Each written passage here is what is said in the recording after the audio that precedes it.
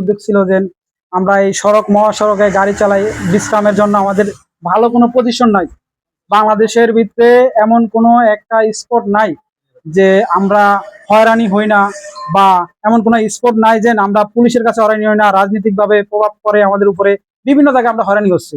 এই জন্য আমাদের এই সংগঠনটা চালু করা, যাতে ভবিষ্যতে আমরা সুস্থভাবে আমাদের সড়কে একটা নিরাপত্তা পাই, এমনকি আমাদের 50 কিলো পর পর যাতে ড্রাইভাররা বিশ্রাম করতে পারে এরকম একটা ব্যবস্থা পাই।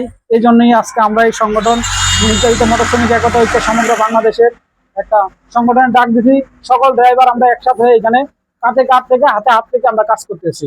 অবশ্যই আমরা চাবো যেন আমাদের বাংলাদেশ সরকার যে আছেন তাদের কাছে আমাদের বিশেষভাবে অনুরোধ যেন আমাদের এই ড্রাইভার শ্রমিকদের উপরে যাতে সুদৃষ্টি দেখে আমাদের সড়কের নিরাপত্তা ফিরায়, এমনকি আমাদের যানবাহনের একটা নিরাপত্তা দেয়। আমিও ড্রাইভার, আমার আরো 10 ভাইও ড্রাইভার, রাস্তায় আমরা গাড়ি চালাই।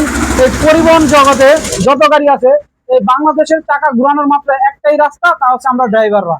আর এই ড্রাইভারদেরকে নির্যাতন করে, শোষণ করে এই বিগত 54 বছর তো আমি খাইছে, আর ভবিষ্যতেও তারা কি করবে তা আপনারা বাকি দিন বুঝে গেছেন। তা আমরা চাই যাতে আমরা সবাই একসাথ হয়ে এই প্রতিবাদটা গড়ে তুলছি, যাতে আমরা ভবিষ্যতে এরকম কোনো নির্যাতন বা হয়রানির শিকার না হই।